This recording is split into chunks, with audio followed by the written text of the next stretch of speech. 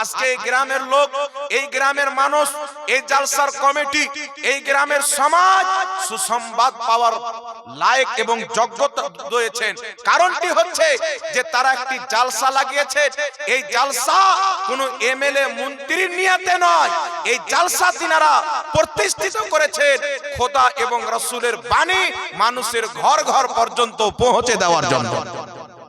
তাই তো অন্যতে নিয়ত নাই। এটা তো নাই যে কমিটির কোনো ইনকাম আছে।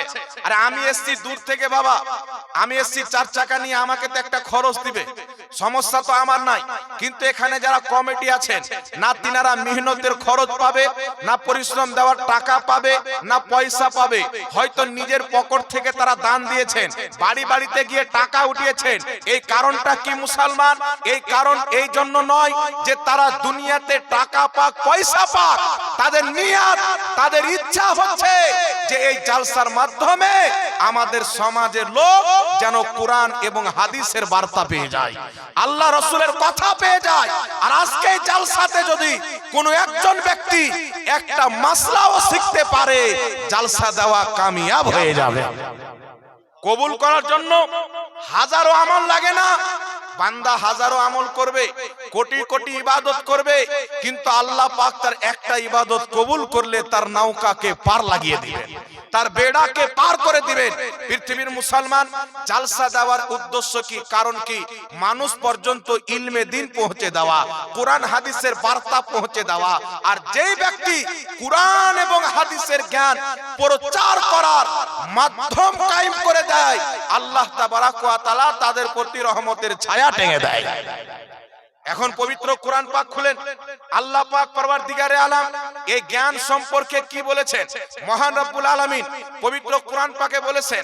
এই আয়াত পাঠ করার পূর্বে একটি কথা বলে দি বাবা, এখানে কেউ আমার বাবার বয়সের আছেন, কেউ বড় ভাইয়ের বয়সের আছেন, কেউ ছোট ভাই সমতুল্য আছেন, আমার চাইতে সম্মানিত ব্যক্তি আপনারা। কিন্তু আজ এই চেয়ারে বসে আমি আপনাদেরকে কয়েকটি কথা শোনাচ্ছি, আপনারা গুরুত্ব দিয়ে শুনছেন। এর কারণ এটা নয় যে আমি ঝাড়খণ্ড থেকে এসে, এর কারণ হচ্ছে আমি নবী মুস্তাফার ইলম অর্জন করেছি আর আপনাদেরকে সেই ইলম বন্টন করতে এসেছি। আর আপনারা খালি ঝোলা নিয়ে আমার কাছ কিছু নিতে আসেননি, মুহাম্মদ রাসূলুল্লাহর ইলমের বরকত নিতে এসেছেন, কোরআন হাদিসের ফয়েজ দিতে এসেছেন। এইজন্য আল্লাহ পাক পবিত্র কোরআন পাকে বলছেন, কুল হাল ইয়াস্তাবিল্লাযিনা ইয়ালামুনা ওয়াল্লাযিনা লা ইয়ালামুন। আল্লাহ পাক নিজের নবীকে বলছেন, এ আমার হাবিব, তুমি পৃথিবীবাসীকে বলে দাও। কি বলে দাও? যারা জানে এবং যারা জানে না তারা দুইজন কি সমান? অর্থাৎ যারা আলিম, যারা বিদ্যা অর্জন করেছে আর যারা বিদ্যা অর্জন করেনি তারা কি সমান? এই কোরআন পাকের আয়াতের তাফসীর, তাফসীরে জালালাইনের মধ্যে রয়েছে, যে তাফসীরটি সারা পৃথিবীর মাদ্রাসায় পড়ানো হয়। ইমাম জালালউদ্দিন সুয়ুতী এই আয়াতটি উল্লেখ করে বলছেন, লা ইয়াস্তাবি, যারা জানে আর যারা জানে না তারা দুইজন কোনোদিন সমান হতে পারে না। যারা জানে তাদের ক্যাটাগরি কি, যারা জানে না তাদের ক্যাটাগরি কি। আর আপনারা এখানে এসেছেন তো আপনারা কমিটির হুকুমে আমল করেননি, আল্লাহর হুকুমে আমল করেছেন। কমিটির হুকুমে নয়, আল্লাহর হুকুমে আমল করেছেন। আল্লাহ পাকের হুকুম কি? মহান রব্বুল আলামিন পবিত্র কোরআন পাকে বলছেন, ফাসআলু আহলা যিকরে ইন কুনতুম লা তা'লামুন। আল্লাহ পাক বলছেন, তোমরা যেটা জানো না, যারা জানে তাদের কাছে গিয়ে জেনে নাও। যেটা তোমরা জানো না, যারা জানে তাদের কাছে গিয়ে জেনে নাও। এই হুকুম আল্লাহ পাক কোরআন পাকে করেছেন। এই জন্য পৃথিবীর মুসলমান, যখন আপনি জাননেওয়ালার কাছে জানবেন তো আপনারও জ্ঞান বাড়বে, আপনারও বিদ্যা বাড়বে। আর আমার আপনার নবী সাল্লাল্লাহু আলাইহি ওয়াসাল্লাম কি বলেছেন? ইমাম ফখরুদ্দিন রাজি তাফসিরে কবিরের মধ্যে হাদিসটিকে উল্লেখ করেছেন। হাদিস শুনেন, আজকের জালসার ফজিলত শুনেন। আমাদের সমাজের লোক এখানে কেমন সমাজ আছে একদিন এসে তো আমি বুঝতে পারবো না। কিছু কিছু জায়গাতে দেখতে পাওয়া যায় তারা জালসার বিরোধী বিরোধিতা করে। আমি আপনাকে বলতে চাই জালসার বিরোধিতা করিয়েন না, কারণ নবী মুস্তাফা আলাইহিস সালাতু ওয়াস সালাম বলেছেন, যখন কোনো বান্দা, যখন কোনো ব্যক্তি ইলমে দ্বীন শিখার ইচ্ছা করে, নিয়ত করে, 1 মাস পর, 2 মাস পর, 3 মাস পর, 15 দিন পর আমি কোন জালসাতে গিয়ে আলিম উলমার বক্তব্য শুনে জ্ঞান অর্জন করব, কোন মাদ্রাসাতে গিয়ে মাদ্রাসায় পড়ে জ্ঞান অর্জন করব, পীর সাহেবের খানকাতে গিয়ে তার কাছ থেকে জ্ঞান অর্জন করব, যখন সেই ব্যক্তি মাত্র নিয়ত করে, আল্লাহ পাক সঙ্গে সঙ্গে তার প্রতি রহমতের ফেরেশতা নিক্ষেপ করে দেয়। ওই ফেরেশতা তার পহরাদারি করে, ওই ফেরেশতা দোয়া করে। আর রাসূল পাক সাল্লাল্লাহু আলাইহি সাল্লাম বলছেন, যখন সেই ব্যক্তি বাড়ি থেকে বের হয়, এই পৃথিবীর মুসলমান এই জালসার প্রচার তো 2 মাস 3 মাস আগে থেকে হচ্ছে না, কি বলেন? কম করে 1 মাস আগে থেকে হচ্ছে। নিয়ত তো আপনারা 1 মাস আগেই করেছেন। জালসাতে কিছু শুনবো, মুস্তাফা জানে রহমতের হাদিস অনুযায়ী সঙ্গে সঙ্গে আপনাদের প্রতি 1 মাস পূর্বে নিয়ত করেছেন, 1 মাস পূর্বে রহমতের ফেরেশতা আপনার কাছে চলে এসেছে। নবী পাক সাল্লাল্লাহু আলাইহি সাল্লাম বলেন, যেই ব্যক্তি জ্ঞানের সন্ধানে বের হয় সেই ব্যক্তি আল্লাহর পথে বের হয়। যখন কোনো ব্যক্তি বাড়ি থেকে বেরিয়ে গেল, আপনারা কেউ 10 কদম চলে, কেউ 20 কদম চলে, কেউ 5 কিলোমিটার, কেউ 10 কিলোমিটার থেকে এসেছেন, আল্লাহর নবী মুস্তাফা বলছেন, যখন জ্ঞান অর্জন করার জন্য বাড়ি থেকে বের হয়, জিবরিল আলাইহিস সালাম সমস্ত ফেরেশতার সরদার তার কদমে নিজের নূরানি ডানাকে বিছিয়ে দেয়। সেই ব্যক্তি যদি রাস্তাতে মারা যায়, আমার নবী বলছেন আল্লাহ তাকে শহীদের মর্যাদা দান করে। রাস্তাতে মরে গেলে শহীদের মর্যাদা দান করে। আর যতক্ষণ এখানে বসে আছেন, রাসূল পাক এই মজলিসকে জান্নাতের বাগান বলেছেন। জান্নাতের বাগানে বসে আছেন, আপনি এখানে বসে আছেন, খোদা পাক হুকুম করছে, ফেরেশতা গুনাহ মিটাচ্ছে, আপনার খাতায় নেকি বৃদ্ধি পাচ্ছে। জোরে বল সুবহানাল্লাহ। এই জন্য পৃথিবীর মুসলমান, যখন আপনি জ্ঞান অর্জন করবেন, জ্ঞান অর্জন করার বয়স কত? 30 বছর বয়স পর্যন্ত, 40 বছর, 50 বছর, জি না, মায়ের কোল থেকে নিয়ে কবরে যাওয়া পর্যন্ত জ্ঞান অর্জন করেন। নিজেকে তালিবে ইলম মনে করেন। আমরা পড়ার যুগে যতটা পড়িনি, এখন বক্তব্য দেওয়ার যুগে বেশি পড়তে হয়। তো জ্ঞান অর্জন করার কোনো বয়স হয় না। মায়ের কোল থেকে নিয়ে কবরে যাওয়া পর্যন্ত জ্ঞান অর্জন করেন। আপনি কবরে যাওয়া পর্যন্ত তালিবে ইলম থাকবেন। আর উলামায়ে কেরাম বলছেন, তালিবে ইলমকে নবীর মেহমান বলা যাবে।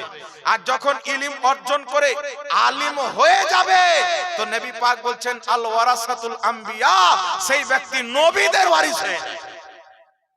আজকে কমপক্ষে একটা দিনের জ্ঞান তো শিখবেন, একটা মাসলা তো শিখবেন।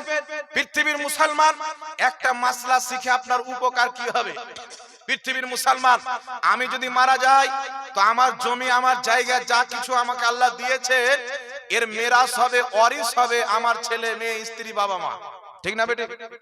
সব যখন মরে যাব, সবারই জমির কেউ না কেউ ওয়ারিস আসবে। কিন্তু পৃথিবীর মুসলমান যারা জ্ঞান অর্জন করে, জমি জায়গার ওয়ারিস হয় না, মুহাম্মদ রাসূলুল্লাহর ওয়ারিস হয়ে যায়, নবী পাকের ওয়ারিস হয়ে যায়। আর নবীর ওয়ারিস হওয়ার ফজিলত কি হয়? আমার আপনার নবী বলছেন, 3টি জিনিসের দিকে শুধু তাকালি ইবাদত হবে। 1 নাম্বার, পিতা মাতার চেহারার দিকে যতবার তাকাবেন ইবাদতের সওয়াব পাওয়া যাবে।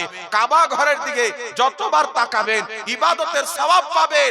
আর আলিম উলমার চেহারার দিকে যতবার তাকাবেন আল্লাহ পাক ইবাদতের সওয়াব দান করবেন। তাই নবী বলছেন, 3টি জিনিসের দিকে তাকানো ইবাদত। এই জন্য পৃথিবীর মুসলমান, নবী পাক সাল্লাল্লাহু আলাইহি সাল্লাম কি বলেছেন?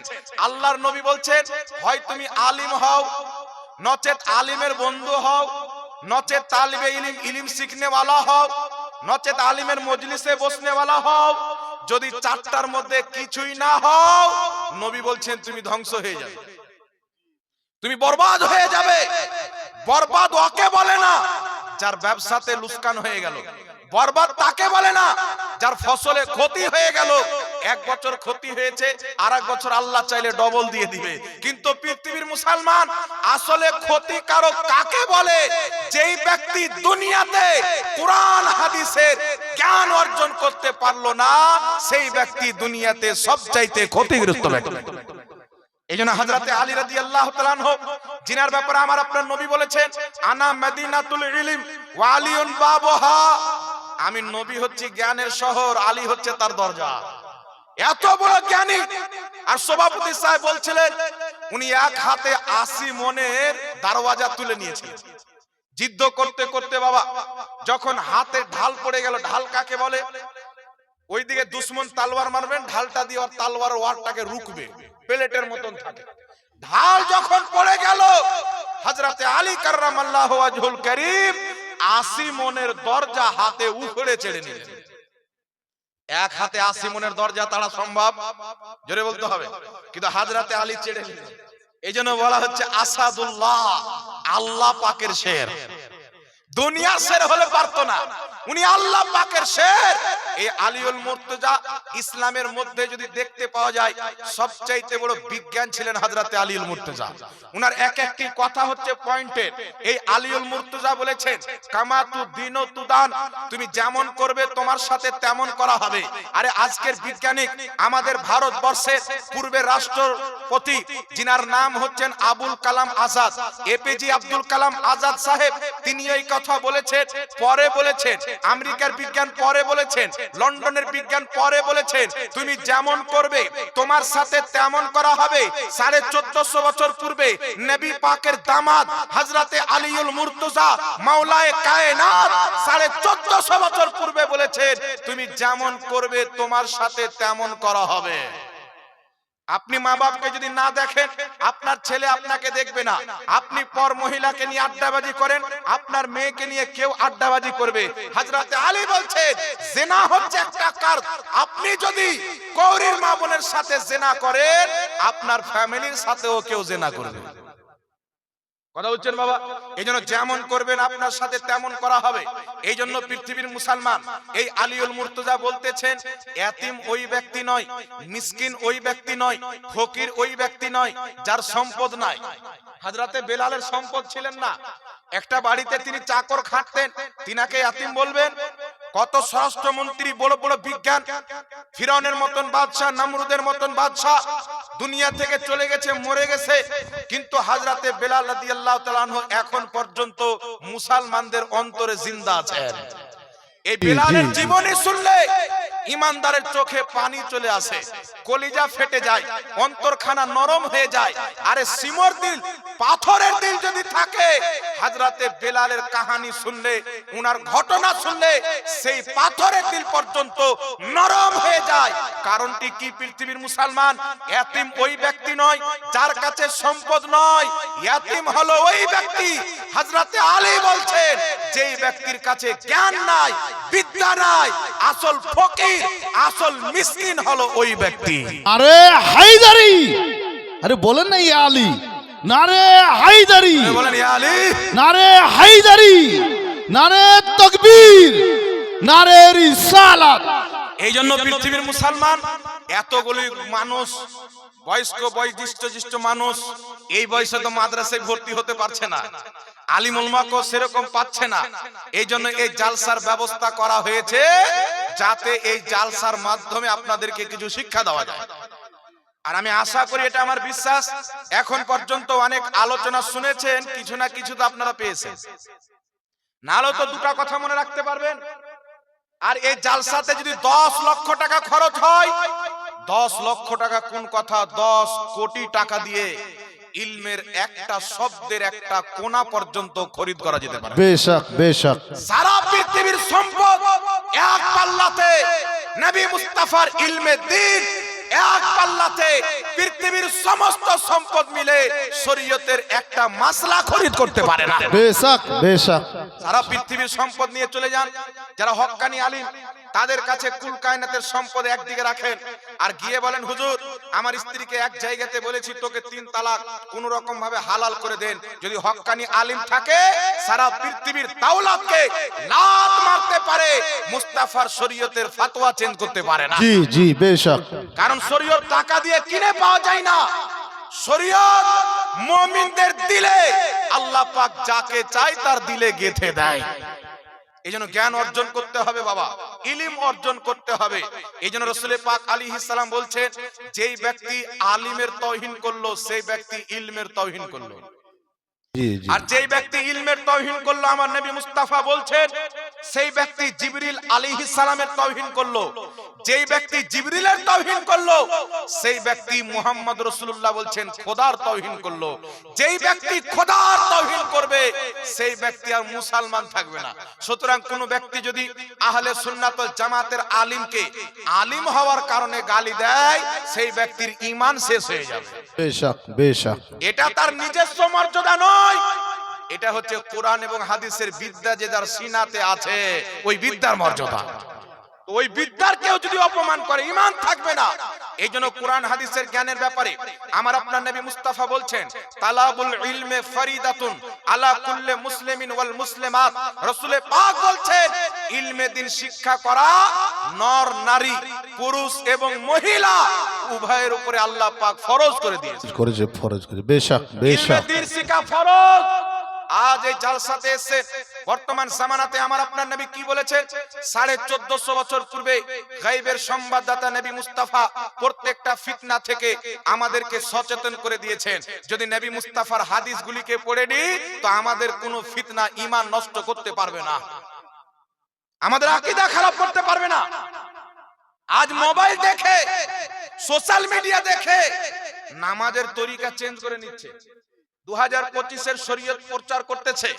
শরীয়তের বয়স তো 2025 সালে নয়, শরীয়তের বয়স হয়ে যাচ্ছে 1450 বছর। তো নতুন নতুন মার্কেটে বের হচ্ছে, কেউ বলছে এটা করা যাবে না, কেউ বলছে এটা করা যাবে না। মানে বিনা পড়া লেখা করে ঘাস কাটতে কাটতে মুফতি হয়ে বসে আছে, এরকম আছে না? জি জি জি জি। এগুলো হচ্ছে জাহালত। আমার নবী 1450 বছর পূর্বে সহিহ মুসলিমের হাদিসে বলেছেন যে এমন একটা যুগ আসবে, কিছু লোক বের হবে এমন এমন ফতোয়া দিবে না তোমরা শুনেছো না তোমাদের বাপ দাদা শুনেছো। লতর লতর ফতোয়া। নবী আলাইহিস সালাম বলছেন, তাদেরকে নিজে থেকে দূরে রাখিও, নিজেকে তাদের থেকে দূরে রাখিও। ও চাইবে আপনার পাশে বসার, চাইবে আপনাকে ভালো কথা বলে আপনার কাছে নিকটে এসে আপনার ঈমান ধ্বংস করা, আমল ধ্বংস করা। আপনি মনে করবেন এই তো সহি কথা বলছে, আয়াত কোরআনের পড়বে, ব্যাখ্যা ইংরেজদের করবে, হাদিস নবী পাকের পড়বে, ব্যাখ্যা নজদের করবে। কিন্তু মাদানী ব্যাখ্যা যারা মানে তাদের বয়স 100 বছর পুরাতন নয়, 1450 বছর থেকে মক্কা মদিনা থেকে যে ইসলাম নবী এবং তার সাহাবী প্রচার করেছেন, ওই ইসলামকে বর্তমানে আহলে সুন্নাত ওয়াল জামাত সুন্নি হানাফি মুসলমান বলা হয়। জি জি। এই জন্য পৃথিবীর মুসলমান আপনাদেরকে বলতে চাই, জ্ঞান অর্জন করুন।